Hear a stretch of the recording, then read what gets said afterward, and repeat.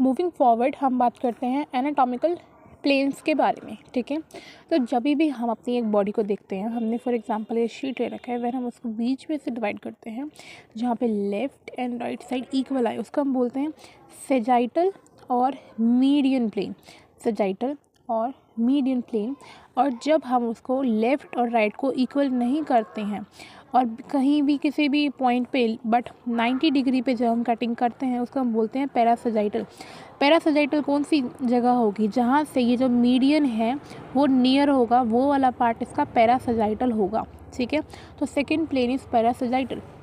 Horizontal and transverse, horizontal या transfer जैसे इसका नाम बता ही रहा है, तो हॉरिजॉन्टल जब ये कटिंग करेगा, ठीक है, इनटू इक्वल हाफ्स, तो जो ऊपर वाला हाफ होगा वो हमेशा सुपीरियर होगा, नीचे वाला पार्ट जो होगा हमेशा इन्फीरियर होगा, ठीक है। देन ऑब्लिक, ऑब्लिक मतलब ये एक प्लेन है, कहीं भी यहाँ पे कहीं भी ऐसे बॉडी के अंदर कट लगा देते हैं जिससे left hand side and right hand side बराबर नहीं आती है, ठीक है।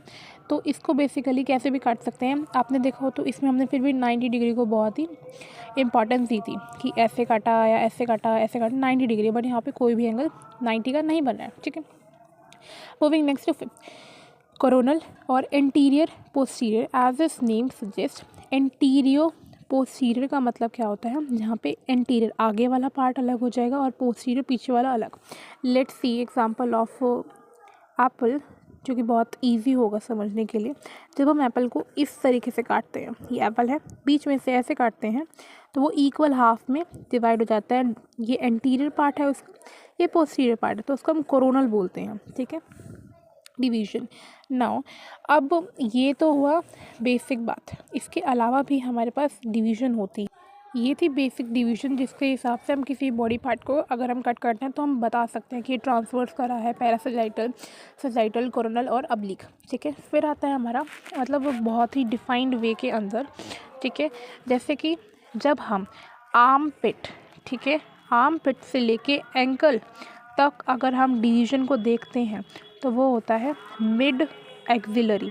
अब जैसे पता है कि हम एनाटॉमिकल टर्म के अंदर जो हमारा शोल्डर के पास में जॉइंट होता है ना, जहाँ से हमारा हैंड अटैच होता है, आर्म पिट रीजन, आर्म पिट रीजन, तो आर्म पिट रीजन को हम एनाटॉमिकल टर्म्स के अंदर एक्सिलरी भी बोला जाता है, तो मिड एक्सिलरी बोला जाएगा, जहाँ पे आर्म पिट से लेके एंकल तक होगी, ठीक है। और जहाँ पे पूरी ही बॉडी डिवाइड हो जाएगी बीच में से, उसका मिड लाइन बोलेंगे। जहाँ पे आर्म पिट से लेके एंकल तक होगा उसे मिड एक्सिलरी बोला जाएगा। एंड जहाँ पे क्लेविकल का सेंटर पार्ट से लेके टिपल तक जाएगा उसको हम बोलते हैं मिड क्लेविकल। इसका मैं आपको डायग्राम दिखा सकती हूँ, जैसे कि ये है हमारी clavicle, that is beauty bonus. तो मिड क्लेविकल से लेके यहाँ तक का रीजन होगा तो उसको डिवीजन को हम क्या बोलेंगे, मिड क्लेविकल, ठीक है। और जब यहाँ से ये आर्म पिट रीजन है, यहाँ से लेके ये एंकल तक का होगा, यहाँ तक का होगा, उसको हम बोलेंगे क्या, एक्सिलरी, ठीक है, मिड एक्सिलरी, ठीक है। और जब पूरी बॉडी को ही डिवाइड कर देंगे तो वो कौन सा होगा हमारा, वो होगा हमारा मिड लाइन डिवीजन।